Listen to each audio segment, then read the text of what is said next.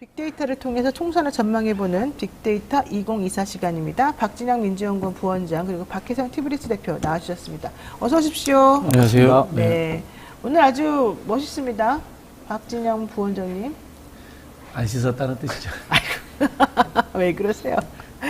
자, 이재명 대표 정치를 성남에서 사실은 시작을 하셨는데요. 요 지역에 대해서 현재 민심 이런 거 좀 살펴보도록 하겠습니다. 성남시는 민주당에게는 어떤 의미가 있는 곳일까요? 성남시는 지금 민주당의 당대표로 이제 그 민주진영을 이끌고 있는 이재명 민주진영. 대표의 네. 민주진영 박진영도 있는데 네. 민주진영을 이끌고 있는 이재명 대표의 정치적 고향 굉장히 상징성이 크죠. 그리고 지난 대선 결과를 보니까 거기는 이제 성남 같은 경우에는 양극화가 또 굉장히 또 큰 도시이기도 합니다. 아, 그래요? 네. 그 성남에 동이 몇 개나 되는지 혹시 아세요? 몇 개입니까? 성남에 50개 동이 있거든요. 그 중에 엄청나게 분당이 굉장히 큰 도시입니다. 많네요. 네. 네. 그 중에 분당이 22개, 그리고 수정이 17개, 중원구가 11개 동이 있는데 이 불균형을 좀 설명을 좀 드려야 될 것 같은데 이 50개 동 중에 소득 수준이 높은 상위 20개 동을 추려봤더니 18개가 분당이에요. 그렇군요. 네, 그리고 이제 중간에 17위가 위례가 들어가 있는데 그건 약간 신도시라서 약간 이제 특수한 경우이고 그 정도로 좀 불균형이 좀 심한 도시이고 그 일기 신도시의 대표가 분당하고 고양이지 않습니까? 근데 고양에서도 이제 구도시민 덕양 같은 경우에는 인구가 늘었어요. 네. 네, 96년에 30만이었는데 현재 한 50만 정도 돼요. 근데 네. 성남시의 원래 구도시민 중원하고 수정은 인구가 줄고 있는 상황입니다. 예. 그런 상황들 좀 이해하고 성남을 보셔야 될 것 같습니다. 그렇군요. 성남은 수정, 중원, 분당, 갑, 분당을 이렇게 4개의 지역구가 있습니다. 그러니까는 국회의원이 4명 나온다. 이런 네. 얘기가 되겠는데요. 지역 특성이 좀 전에 간단히 말씀하셨습니다만 중원 그리고 분당, 갑을 좀 차이가 있는 것 같습니다. 이 도시의 역사 자체가 양극화의 역사입니다. 성남 구도심은 과거에 서울에서 밀려가신 서민들이 자리 잡았던 곳. 그렇죠. 그래서 한때는 판자촌도 있고 그러던 동네입니다. 그리고 말씀하신 1기 신도시 분당, 성공한 신도시 천당 밑에 분당, 그다음 2기 신도시 판교. 이 판교도 역시 이 테크노파크로서 그렇죠. 대한민국에서 신도시로서 성공 모델로서 인정되는 곳이기 때문에 양극화가 일어나고요. 그리고 사실 우리가 이제 강남 좌파라는 표현을 쓰지 않습니까? 진짜 강남 좌파가 사는 곳은 강남이 아니라 분당하고 분당입니다. 대전에 또 한 곳이 있습니다. 대덕구, 유성입니다. 유성구. 예. 네. 그게 무슨 뜻인가 하면요. 전문직들, 그 다음에 또 이 회사원이면서도 고연봉을 받는 분들, 그런 분들이 많이 사는 곳입니다. 그렇군요. 그러니까 수정구, 중원구와 분당, 갑을이 다르다. 이제 이런 얘기인데요. 그렇다면 우선 수정구부터 한번 살펴보도록 하겠습니다. 좀 전에 말씀하신 거 좀 토대로 해서 좀 잘 들어봐야 될 것 같은데요. 수정구 유권자 성향이 많이 달라요? 정치 성향을 놓고 보면은 일단 약간 진보 진영의 핵심 지지층이 37,000. 보수 핵심 지지층은 27,000. 그럼 약간 진보가 좀 앞서네요. 네, 진보가 좀 많은 지역이고, 그리고 역대 선거 결과를 보더라도 민주당 소속 정치인들이 주로 당선됐던 지역입니다. 그런데 이번에 이제 거기 위례 신도시가 굉장히 크게 들었었잖아요. 네. 지난 대선에서는 위례 신도시에서 윤석열 후보가 앞섰습니다. 그래서 좀 수정에서도 좀 그냥 민주당의 텃밭이라고 안심하기에는 좀 어려운 지역이 되고 있다, 이렇게 볼 수 있겠습니다. 지금 보니까 이 분석을 하는 아까 표를 잠깐부터 보게 되면 경기도 전체하고 이렇게 아까 거미줄처럼 생긴 거 좀 보여주세요. 경기도하고 이 성남시 수정구가 많이 차이가 나네요. 네, 그렇습니다. 10대 이하의 비율이 매우 적고요. 네. 경기도 평균보다. 또 전체 인구수도 적고 교육 서비스업에 종사하는 사람의 비율도 적고 대신에 소매업에 종사하는 사람은 또 많고 1인당 월 평균 소득은 경기도 평균하고 좀 비슷하고 전체 상권 규모는 좀 적고 대출 잔액은 또 적고 이렇게 돼 있네요. 이 8개 지표가 우리가 네. 그 도시를 분석할 때 한 300여 개 데이터를 가지고 도시를 분석을 해요. 네. 근데 그 중에 저희가 이 지역의 약간 그 정치 성향을 분석하는데 유용하겠다라고 하는 8개 변수를 가지고 분석한 건데 일종의 이제 우리 성격 테스트 MBTI의 지역 버전이다 이렇게 이해를 하셔도 될 것 같습니다. 그렇군요. 예, 그런데 이게 양옆으로 퍼져 있으면 사실은 좀 낙후된 도시라는 걸 의미합니다. 여기 보면 60대 인구 비율이 좀 평균보다 높고 소매업 비율이 높다. 이런 것들은 약간 상권이 작고 약간 그 나이 드신 분들이 많이 사는 그런 오래된 도시다 이렇게 볼 수 있고 이게 좀 위아래로 길게 나타나는 데 같은 경우는 굉장히 좀 성장이 완성 단계에 가 있는 그런 도시 형태다 이렇게 이해를 하시면 될 것 같습니다. 그렇군요. 여기가 김태년 의원이 사선을 한 곳인데 지금 5선에 도전을 하고 있어요. 그만해야죠. 그만해야죠. 그만하는 게 맞습니다. 그 저기 원내대표까지 지내신 아주 중진 의원이신데 원내대표까지 괜찮으시겠어요? 했으면 그 다음에 뭐 대선 주자 정도 되거나 국가를 이끌 지도자급이 된다거나 이러면 정치하시는 건데 3선 이상 하셨는데 국가를 이끌 만한 역량을 보여주지 못했다. 그러면 정치 그만하는 게 맞습니다. 동의하십니까? 저는 이제 데이터 전문가로서 뭐 의견이 없습니다. 그리고 이 지역구 민주당 정치의 특징은 호남 원적자 연고자 정치가 이제까지 자리 잡았던 곳이에요. 근데 말씀하신 것처럼 위례 신도시가 들어오면서 조금 흔들리고 있는 측면이 있다. 이렇게 이야기를 하는데 호남 원적자분들이 워낙 많기 때문에 쉽게 정치하신 거거든요. 그만하셔도 됩니다. 근데 김태년 의원이 이 지역구에서만 4선을 내리했고 5선 도전한다 그러면 영향력이 엄청나질 텐데 그만하면 누가 대안이 있어요? 웬만하면 다 당선됩니다. 민주당 당적으로 누가 가도 당선되는 지역입니다. 근데 김태준 의원이 워낙 이제 강력하기 때문에 예비 후보자 등록하신 분들 명단을 좀 봤거든요. 몇 네. 명을 봤는데 그렇게 막 경쟁력이 없어요, 네, 솔직히 네, 말해서. 네, 네. 그렇게 네. 뭐 김태준 의원을 위협할 만한 그런 분들은 잘 안 보이더라고요. 김태년 의원도 초선 때 상대 후보를 위협할 만한 후보가 아니었습니다. 다 근데 선수 어떻게- 쌓이면 그렇게 되는 겁니다. 처음에는 어떻게 당선된 거예요? 대표적인 탄돌이 아닙니까? 어때요? 열린우리당 17대 때 열린우리당 2004년에 때. 처음 낸 거죠. 네네. 네. 대표적인 탄두리라면 탄핵? 노무현 대통령 탄핵 그 역풍에 힘입어서 이제 당선된 분들인데요. 시대적 역할이 저는 끝났다고 생각합니다. 지금 뭐 586 용태론도 나오는 측면에서 대표적인 586으로서 그만두는 것이 한국 정치 발전을 위해서 의미 있는 선택이 아닌가 그렇게 말씀드립니다.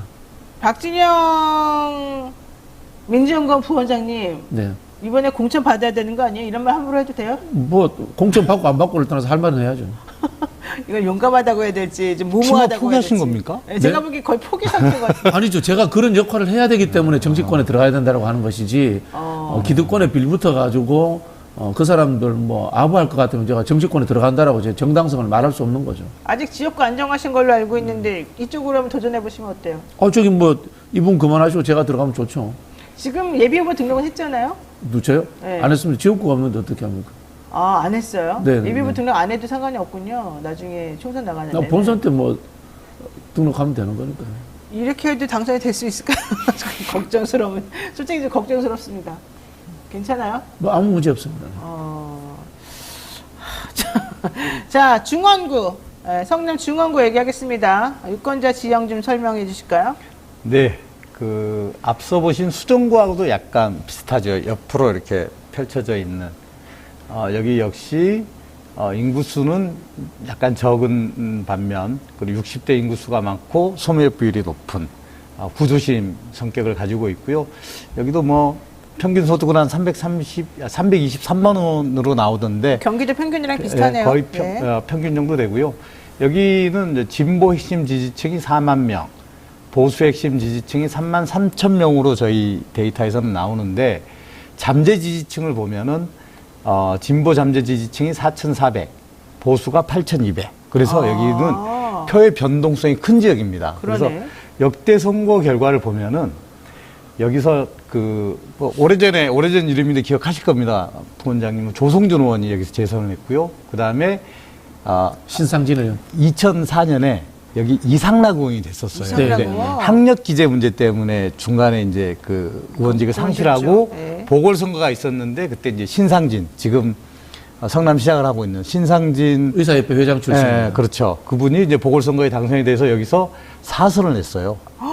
그리고 중간에 이제 통합진보당에 한번 된 적도 있습니다. 이건 이제 민주당하고 통합진보당이 사이가 같이 좋을 때, 연대할 때. 네, 네. 네, 후보 단일화해서 이제 이렇게 된 적이 있고, 윤영찬 의원이 지금 하고 있는데 여기도 녹록치 않은 지역입니다. 여기도 이제 호남 연고 주민들이 꽤 많은 지역이기도 하지만 후보가 누구냐에 따라서 선거의 결과가 굉장히 변동성이 큰 그런 지역이라고 봐요. 아까 잠재 지지층 얘기를 하셨는데 잠재 지지층이라는 건 어떻게 파악을 해요?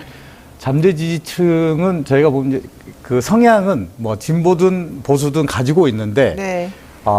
투표 참여율이 그렇게 높지 않아요. 그래서 웬만하면은 이게 투표율이 높으면은 선거에 참여하게 되면은 이제 진보층을 찍거나 보수층을 찍거나 네. 아니면은 후보가 누구냐에 따라서 약간 스윙보터적인 성향을 가지거나 그런 유권자들을 규정할 예를 수 들면 대통령 선거 때는 늘 투표하는데 지방 선거 때는 투표 잘 안 하시는 분 그렇죠. 그런 그렇게 분들이 보시면 되고요. 이 지역의 특징이 말씀하신 것처럼 저소득층들이 많습니다. 이분들이 네. 국민의힘 개항들을 많이 찍고요. 그 다음에 이 지역이 이제 성남에서 가장 핵심적인 상업지구예요. 그러다 보니까 자영업자들인데 어느 정도 재산을 축적하신 분들이 있습니다. 네. 이분들은 또 원적지와 관계없이 국민의힘 성향을 찍기도 합니다. 그러다 보니까 말씀하신 것처럼 스윙보트 하는 사람들이 성남에서는 상대적으로 많은 곳이죠. 보니까 소미화 비율이 엄청나게 많네요. 상당히 높죠. 경기도. 모란, 야탐역 그 주위에서 상업지구입니다. 대표적인. 그런데 이번에 개시경 금지법이 통과가 돼서 모란 쪽에 조금 달라진. 아마 여기가 상당히 이제 줄어들고 있는 추세였었죠. 아마 그걸 못하게 했을걸요. 네, 아마 못하게 이재명 했어요. 시장 네. 이재명 때는. 시장 시절부터 이제 그 개도축 관련해서 네. 좀 규제를 했기 때문에 시장의 위치도 바꾸고 새로 네, 네. 그러면서 좀 많이 이전하고 많이 달라졌죠, 모란 시장이. 자, 그런데 중요한 변수가 하나 생겼습니다. 성남시 중원구가 윤영찬 의원 지역구잖아요. 여기 지금 현근태 변호사가 여기에 지금 도전장을 내밀면서 거기 사무실도 차리고 활동을 활발하게 하고 있던 와중에 성희롱 논란이 지금 터지면서 사실은 공천을 받을 수 있을지 없을지가 불투명해졌어요. 그래서 윤영찬 의원이 원래는 원칙과 상식에서 본인이 탈당하려고 움직임을 보이다가 지금 좀 주춤하는 모양새가 됐거든요. 그 원칙과 상식이 공천과 당선이라는 뜻이죠. 원칙과 상식이 있으면은 자신의 경쟁자의 이 위기와 관계없이 탈당하는 게 맞죠. 네. 원칙과 상식이 없는 거죠. 공천과 당선을 위해서 원칙과 상식으로 가장한 거다라는 것을 보여주는 부분인 것 같고요. 현근택 변호사 문제는 사실관계를 일단은 확인을 해봐야 될 것 같아요. 사실관계가 확인이 되고 징계 수위가 어느 정도 될지에 대해서 판단을 해야지. 저희가 지금 섣부른 판단을 하기는 좀 쉽지 않다 이런 생각입니다. 어쨌든 현근택 변호사는 이 JTBC 이 보도와 관련해서 입장문을 본인의 페이스북에도 올렸고요. 또 지금 제가 이제 따로 확인을 한 바에 따르면 지역 경선에 나가려고 하는 A 후보랑 그 비서랑 같이 술 먹고, 그러니까 어떤 모임에 참석했다가 술 먹고 2차 갔을 때 이제 벌어진 일이다. 본인은 기억이 없다. 이제 이런 주장입니다. 그런데 또 그 다음에 나온 얘기가 그 경선에 참석했던 A 후보라는 사람 원하는 게 뭐냐 물어봤더니 당신의 불출마를 원합니다. 이랬다는 겁니다. 야, 사실 이제 그분도 아는 사람이거든요. 저는. 아, 그래요? 아는 분인데 참 씁쓸하네요. 그러니까요. 그래서 얘기되는 게 그 여비서가 그런 말을 들었다고 사실은 처음에 주장을 해서 이 A 후보가 현근택 변호사한테 전화해가지고 사과하라 얘기해서 일이 발단이 시작이 됐다고 얘기가 나왔는데 또 나중에 나온 얘기는 그 성희롱성 발언에 대한 얘기는 A 후보도 못 들었다는 얘기는 거예요. 그러면서 그 비서라는 분도 우리 후보님도 몰랐을 겁니다. 이제 이런 얘기를 했다는 거예요. 무슨 뜻입니까? 그게 도대체가. 제가 해석할 수는 없지만 느낌적 느낌일 수도 있고요. 이 사실 성희롱이라는 것이 우리 그런 이야기를 하지 않습니까?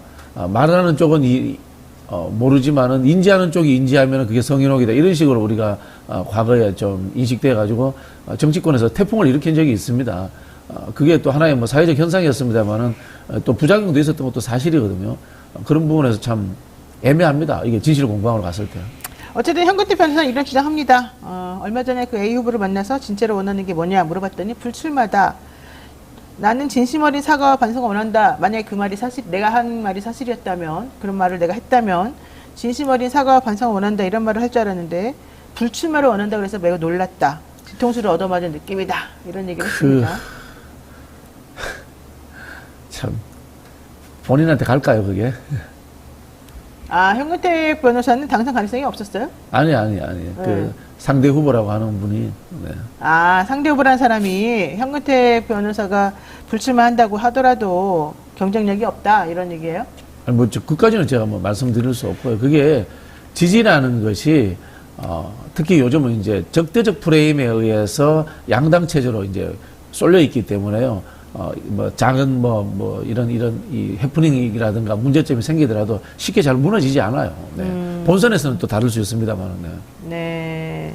저는 이제 또 다른 측면인데 그 성남 중원하고 수정을 보면은 지난 대선 때 호남을 제외하고 어떤 행정구역 시구 단위에서 이재명 후보가 가장 많은 표를 얻은 지역이거든요. 그래서 그렇죠. 이재명 뭐 정치적 고향이기도 하고 우리 이재명 대표에 대한 애정, 지지가 굉장히 강한 지역입니다. 그래서 거기에서 이제 중원에서 그 윤영찬 의원 같은 경우는 이재명 대표하고 약간 정치적으로 그 약간 다른 입장을 가지면 반대편에 있다 보니까 이제 굉장히 어렵죠. 거기서 그 이재명 지지세가 강한 데서 그래서 그러다 보니 이제 그 뭐 신인들 입장에서는 이제 이재명 대표와의 관계를 가지고 경선을 하면 충분히 해볼 만한 실제로 아마 그랬을 거예요. 그러다 보니까 약간 과열되는 측면도 있는 것 같아요. 이재명 후보와 가깝다고 생각하는 예비 후보들이 그런 것도 있는 것 같아요. 만약에 이렇게 돼서 저는 이제 현근택 부원장 입장에서 가장 안 좋은 건 어제 텔레그램이 또 포착이 됐지 않습니까? 네, 이재명 대표와 정성호 의원 간에 그거는 이제 되돌리기가 어렵거든요, 여기서. 그래서 여기서 그 징계 강도가 낮아지면은 당내 반발이 굉장히 커질 거예요. 그렇죠, 정치적 사건이 돼 버렸습니다. 그래서 보통 이제 이렇게 된다면 이 지역은 뭐 유정찬 의원이 기존의 입장대로 계획대로 밝힌 입장대로 탈당을 하고 이게 비게 된다면 보통 이런 지역은 영입 후보나 전력 공천을 할 가능성이 매우 높아지죠. 어쨌든 이재명 당대표는 현근택 민주연구원 부원장에 대해 제기되고 있는 성희롱 문제 관련해서 긴급 최고위 간담회에서 뭐 나온 얘기도 하기도 합니다만 윤리검찰 지시했다 이런 얘기 좀 나오고 있습니다. 원칙과 상식의 윤영찬 의원 그러면 탈당 안 할 수 있습니까? 글쎄요, 탈당을 하는 것이 명분에 맞지 않는가요? 근데 또 탈당을 할 이유는 사실 없어졌어요. 솔직히 말해서. 그러니까 지금 뭐라고요? 원칙과 상식이라는 분들이 네. 사실은 무원칙과 그다음에 자기 이익이에요. 저는 뭐 특히 저하고 뭐 친분 관계도 있는 의원들도 있습니다만은 그 정도 강하게 이재명 대표를 비판할 거면은 불출마 선언도 하시고요. 공천 준다고 하더라도 사실은 원래 탈당해야 그렇죠. 되죠. 내가 불출마 선언 정도 하면서 뭐 친명 주류 다선들도 불출마하고 이재명 대표도 뭐 불출마해라 뭐 이런 이야기 할 수 있는데 내가 공천받기 위해서 지도부를 공격하는 것으로 보이기 때문에 그래서 인정을 못 받는 거예요. 이상민 의원 하는 행동을 보세요. 공천받기 위해서 그냥 타당으로 가버리잖아요. 여기는 중원구에 있는 국민의힘 후보는 경쟁력 있는 후보예요? 굉장히 재밌던데 네. 보니까 심규철 전 의원이 여기 예비 후보 등록을 했어요. 그래요? 네, 심규철 의원이 이분이 원래 그 자기 지역구가 충북의 그 옥천, 네. 영동, 보은 네. 여기거든요. 근데 무슨 이유인지 모르겠는데 여기도 예비 후보 등록을 하셨더라고요. 성남에 충청 연고자들이 굉장히 많이 삽니다. 해볼만 하다 이거잖아요. 그 분당에 우리 생각에는 경상도 사람이 많은 것 같잖아요. 네. 연고자 찾으면은 충청도가 1위가 많아요? 충청도입니다. 근데 분당에 분당 지역 같은 경우에. 그러니까 거기 좀 보수성에 조금 더 그래서 센가? 앞서 말씀드린 대로 중원은 신상진 시장이 4선을 냈던 국회의원 4선을 냈던 지역입니다. 보수세가 상당히 있고. 근데 저는 이제 민주당이 이렇게 막 난맥상을 보이면은 굉장히 여기 중원도 선거하기 어려워질 것 같아요. 네. 신상진 의원이 의사 출신인데요. 지역에서 의료봉사 활동을 오랫동안 하신 원래 시민사회운동은 이재명 대표와 같이 했었죠. 나중에 시민운동을 같이 했는데 정책으로 헤어졌지만 의약분업 사태 때 이제 정치적 성향을 자기가 이제 가져야 되니까 보수정당 쪽으로 옮기신 분이거든요. 사실 그래서 이재명 대표도 이번에 테러 관련해가지고 의사들한테 공격당한 것도 그 CCTV 설치라든가 뭐 의약분업이나 여러 가지 그렇죠. 성남 의료 문제가 쌓여있죠. 네. 쌓여있죠. 그러니까 되게 사실은 공적이었는데 이번에 이제 이런 일이 벌어지니까 이걸 기회로 좀 한 거 아닌가 생각이 좀 들고. 그거 아세요? 의사들도 페이닥터냐 아니면은 실제로 이 개업한 닥터냐에 따라서 자영업자냐, 정치적 차이가 피용자냐? 조금씩 납니다. 그건 당연하겠죠. 네, 그래 이제 개업한 의사들은 완벽한 보수 정당 지지자들입니다. 그러나 이제 그 페이닥터들은 그래도 조금씩 또 이 민주당 지지하는 사람들이 좀 남아 있어요. 그거는 변호사도 마찬가지. 그게 결국은 돈 잘 버는 변호사와 못 버는 변호사 차이가 있습니다. 결국은 이 정치의 기본은 계급 문제라는 거예요. 아, 그게 중요하네요. 네, 계급 네, 문제. 네, 네. 도시를 분석해도 똑같이 나옵니다. 저는 변호사인데도 이런 성향 가지고 있어요. 계급이 계급과 계층이라는 것이 우리 소득층으로 나누지 않습니까? 그런 네. 차이에서 나눠집니다. 자영업을 하더라도 저소득층들 같은 경우는 국민의힘, 또 굉장히 부자면은 또 국민의힘, 국힘. 또 중간층들은 또 민주당 이런 또 차이가 있어요. 에이, 이놈의 세상. 아, 매우. 그거는 영웅불변의 진리 같은 겁니다. 바뀌지 않아요. 그러네요. 네. 자, 분당 갑지역 살펴보겠습니다.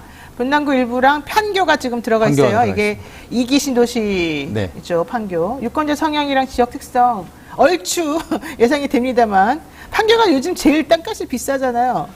그래서 이제 그 땅값을 좀 봤더니 분당의 평균 땅값이 아파트 가격이 제곱미터당 한 1,500만 원 정도 하더라고요. 그러면은 이게 우리가 익숙한 평당 기준으로 하면은 한 4,500 정도 하는 거지 않습니까?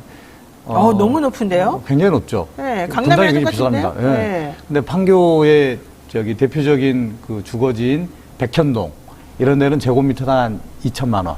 그러니까 엄청 평당 한 비싸네. 6천만 원까지 가는 굉장히 비싼 동네입니다. 그러네요. 전체 인구수도 많고 10대 네. 이하 비율, 그러니까 젊은 층이 매우 많이 살고 있고 오히려 고령층은 없네요. 여기 이 표를 보면은 이 형태가 한국에서 가장 고도화된, 가장 역동적인 잘, 도시다. 잘 매우 사는 전형적인 잘 역동적인 사는 부자들 동네. 동네 이런 것들 전형적인 그런 다이어그램입니다. 그럼에도 불구하고 지난번 역대 선거 결과를 가지고 지지층 분석을 해보면은 민주당하고 국힘하고 핵심 지지층 규모는 거의 비슷합니다. 아, 그래요? 네네. 이게 오히려 판교가 들어서면서 젊은 판교가 층들이. 이렇게 백현동처럼 아주 부자들만 있는 게 아니라 보면 그 임대 아파트가 꽤 있어요. 그러다 보니까 젊은 사람들이 꽤 있습니다. 그렇죠. 예, 그래서 그 분당의 정치 지형을 이렇게 그 색깔로 이렇게 칠해 보면은 판교가 가운데 있고 양쪽에 구도심이 있거든요. 분당 구도심이 양쪽은 다 빨갛고 서현동 저 밑으로는 야탑 이런 데 빨갛고 가운데 판교 있는 데는 파랗습니다. 아, 그렇군요. 네네. 오히려 그게 이제 그 말씀하신 것처럼 임대 아파트는 아니고요. 이렇게 해석하시면 됩니다. 삼성전자에 연봉 2억 받는 직원들은 민주당 성향이 많습니다. 아, 오히려 그래요? 예, 그런데 자영업자라서 2억 벌면은 보수적인 성향이 많습니다. 이게 직업적 특성이 완벽하게 존재합니다. 그래서 실제로 이제 국민의힘 지지자들은 그 직업군으로 보면요, 뭐 자영업, 농업 그리고 고소득 전문직 이런 경우들이 많고요. 민주당 지지자들은 전문직이라도 이 노동자로서의 전문직들은 민주당을 찍는 경향이 존재한다라는 그런 차이가 있습니다. 여기가 1인당 월 평균 소득이 경기도 전체 평균보다 훨씬 많거든요. 얼마예요? 465만 원. 엄청 높은데요? 네, 대기업 종사자 비율이 21%. 그렇죠. 이게 지난번에 우리가 수원 얘기하면서 광교도 20 몇 퍼센트 됐는데 광교는 삼성전자 바로 옆이지 않습니까? 네. 뭐 그럴 수 있다 하지만은 여기 분당 갑이 21%다면 굉장히 높은 편입니다. 판교 여기가- 테크노밸리가 있으니까. 거기도 있고 강남에 있는 이제 대기업들 네. 출퇴근하는 분들도 많고. 그렇죠. 여기 판교 말씀하셨는데 그런 것 같아요. 거기에 고소득 전문가들도 많이 살고 실제로는 또 이제 임대 아파트가 이제 저소득이라기보다는 젊은 사람, 젊은 부부들이 어린 아이들을 키우는 젊은 부부들이 많이 거주하거든요. 아, 그런가요? 네. 그러면 이제 계층별로 그 사람도 또 민주당 지지층이 가능성이 높죠. 여기가요, 1인당 대출 잔액이 높거든요. 이 얘기는 무슨 얘기냐면, 연봉도 많이 받는데 대출이 높다는 거는 대출 받아서 아파트 빌려가지고 샀다는 이야기는. 집을 샀다는 그렇죠, 얘기잖아요. 그렇죠. 자가 집값이 보험이- 비싸다는 얘기기도 하고. 그렇죠. 판교는 이제 저처럼 이제 그 공간 개발에 관심 있는 사람들에게도 굉장히 중요한 도시인 게요. 가장 최근에 만들어낸 직주 근접 도시예요. 아, 직장과 주거가. 과거에는 우리가 신도시를 지으면은 공장이 있으면은 공장과 뚝 떨어져서 네. 베드타운을 짓습니다.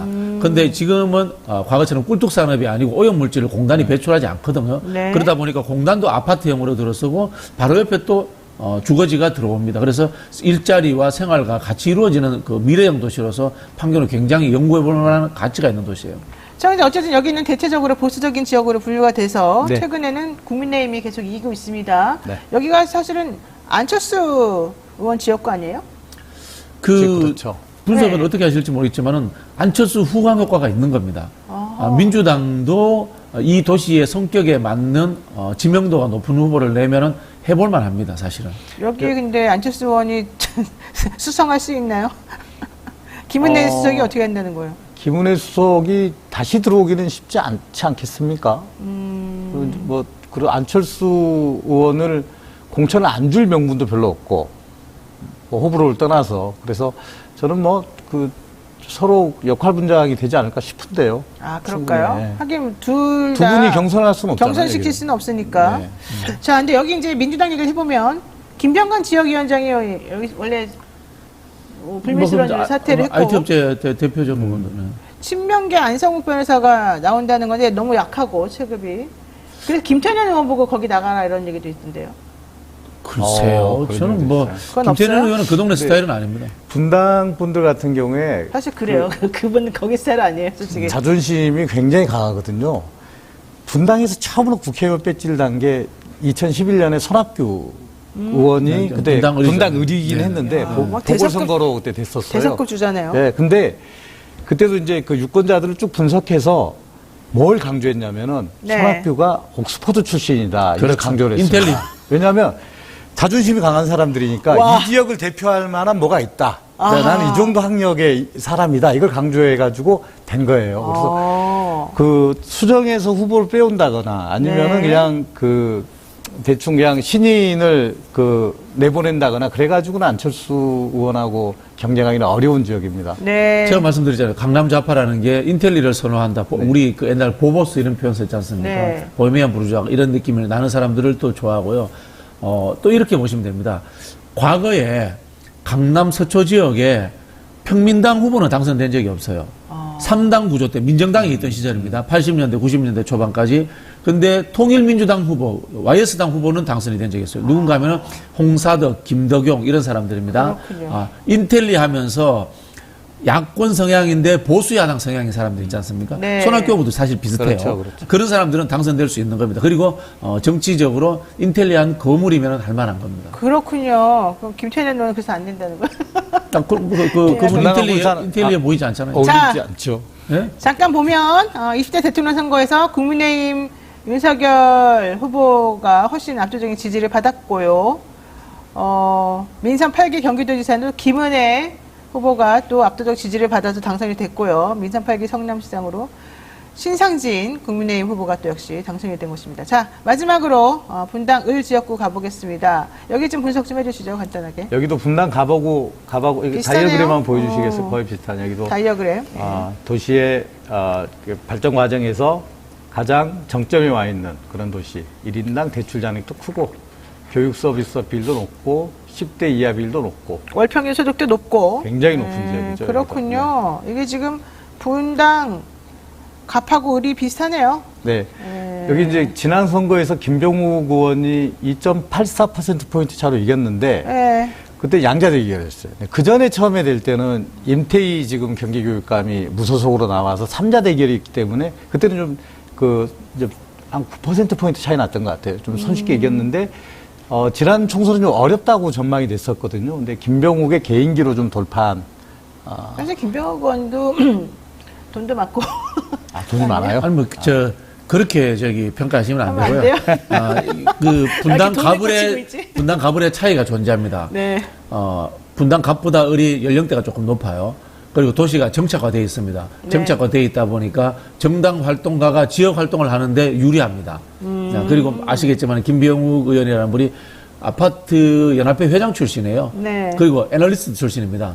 증권 쪽에 일을 하다 보니까 이쪽에 있는 이 중산층들의 그런 재산 증식이라든가 이런 부분들하고 좀 맞아떨어지는 부분들이 있어요. 네. 그러다 보니까 그분이 가지고 있는 이 특성이 좀 발휘된 측면이 있다. 이렇게 해석하시면 될 것 같아요. 어쨌든 김병욱 민주당 의원은 20대하고 21대 계속해서 당선이 돼서 2선입니다. 근데 여기에 김은혜, 박민식 뭐 여러 사람 이름이 나오고 있어요. 박민식은 영등포로 간다는 가긴 얘기도 간다는 있죠. 것 네. 같아요, 이제. 예. 저도 뭐 전망을 하라 그러면 김은혜 수석이 나올 가능성이 가장 높지 않겠느냐라는 생각이고요. 여기도 되게 재밌는 게 같은 분당 을이지만 잘 네. 사는 것 같은 동네지만 거기도 이제 탄천을 놓고 맞습니다. 또 이제 갈리죠. 정자동하고 이렇게 갈려요. 갈리죠. 네. 그래서 봤더니 저희가 이제 지역 유형을 설명할 때 소득 수준이 높고 교육 서비스 비율이 높은 여기를 이제 정자 1동과 순회 1, 2동으로 분류되는데 여기는 지난번에 저기 김민수 후보가 이겼습니다. 아. 그런데 이제 10대 이하 비율이 높고 이제 그 외 지역 8개 동에서는 김병욱 후보가 이겼어요. 이 안에서도 약간 그 동네에서. 소득이라든지 그 아파트 평형이라든지 이런 것들에 따라서 약간 갈려요. 우리가 도시 분석하면은 한국에 있는 거의 대부분의 도시에서 아파트 가장 많은 그 평형대가 뭐라고 어느 정도 될 거라고 생각하세요? 30평형대예요? 그 국민 평형대라 그러지 않습니까? 네, 그런데 실제로 보면 거의 40, 대부분의 40평? 지역에서 20평형대가 가장 많습니다. 그렇습니까? 네, 네. 그런데 여기 분당 을에 보면은 여기 김민수 후보가 이겼던 정자 1동하고 순회 1동 같은 경우에는 가장 비율이 높은 평형대가 40평대예요. 그러니까 40평. 굉장히 드문 경우입니다. 그리고 두 번째는 30평형대더라고요. 여기서 승패가 좀 갈렸던 데가 순회 3동인데 여기는 30평형대가 가장 많습니다. 그런데 두 번째로 많은 데가 20평형대, 그 다음에 40평형대. 그래서 좀 약간 부자 동네지만 이런 데서 김병우 후보에게 좀 표가 많이 나왔거든요. 그래요. 예를 들어서 이제 김은혜 후보가 국민의힘으로 출마를 하게 되냐면요. 외부 정치적 요인, 윤석열 정부 심판론이라든가 이런 것이 작동하지 않으면 김은혜 후보가 이길 가능성이 높아요. 그렇죠. 높은데 이제 외부 정치적 요인이 워낙 강하게 작동하기 때문에 네. 뭐 이번에도 김병욱 후보가 신성하지 않을까 뭐 저는 그렇게 예측을 합니다. 저는 여기 전망하라면은 분당에서 선거하기가 가장 어려운 동네거든요, 여기가. 가장 보수적인, 4개 선거구 중에 가장 맞습니다. 보수적인 동네. 까다로운 것 같아요. 네, 성향들이 유권자들. 네, 근데 저는 이제 역으로 저한테 분당에서 민주당 후보가 가장 이길 만한 순서대로 좀 이렇게 전망을 해봐라 그러면 김병우 후보를 또 하겠어요. 지역 활동 굉장히 잘합니다. 이번에 최근에 있었던 일이 네. 노후계획도시 정비 및 지원에 관한 특별법이라고 이게 이제 일기 신도시들, 노후화된 일기 신도시들을 그렇죠. 재건축할 수 있는 이런 이제 법적 기반을 마련했는데 이건 일산도 그렇고 분당도 그렇고 굉장히 오래된 저기 수건 그렇죠. 사업이었거든요. 네. 근데 여기에 이제 올인을 했었어요. 임기 내내. 민주당에서 보기 드물게 부동산과 금융의 전문가고요. 거기에 대해서 시장주의적 접근에 대한 이해도가 있는 오히려 사람이에요. 자본주의적 성격을 더 많이 가지고 있는 거 아니에요? 아니, 우리 자본주의 사회 살고 있는데 뭐 잘못된 건 아니죠. 뭐 저는 오히려 현실적으로 좋다 이렇게. 네, 저도 매우 좋아합니다. 네. 분당 을에 잘 어울리는 분이고. 분당 을에 잘 어울려요. 예, 그리고 이제 분당이 벌써 30년이 넘었어요. 맞아요. 예. 네. 또 경상도 사람이에요, 원정기가. 진짜 왜 이래 오늘. 누가? 네, 멋있어요. 아니, 뭐 사실 그대로 이야기하잖아요. 아, 네, 진짜. 저는 김병국 될 것 같다. 저기 뭐야, 시도 쓰고. 뭐 그래요? 저기 뭐, 좀 그런 거 좋아하는 스타일입니다. 자, 무난하게 수성할 것이다. 수상할 것 같다. 예, 나오자마자. 무난하게는 빼고 수성할 것이다. 외부 요인이 작동하지 않으면 근데 좀 어려울 수 있다. 네. 근데 외부인이 작동할 수밖에 없죠. 대통령이 그 자리에 바뀌지 않으니까. 네, 자 뉴스인사 프라임 매주 수요일 코너 빅데이터 20에서 너무 재밌습니다. 오늘 분석이 정말 중요한 분석인 것 같은데요. 민주진영 박진영, 구독 부탁드리겠습니다.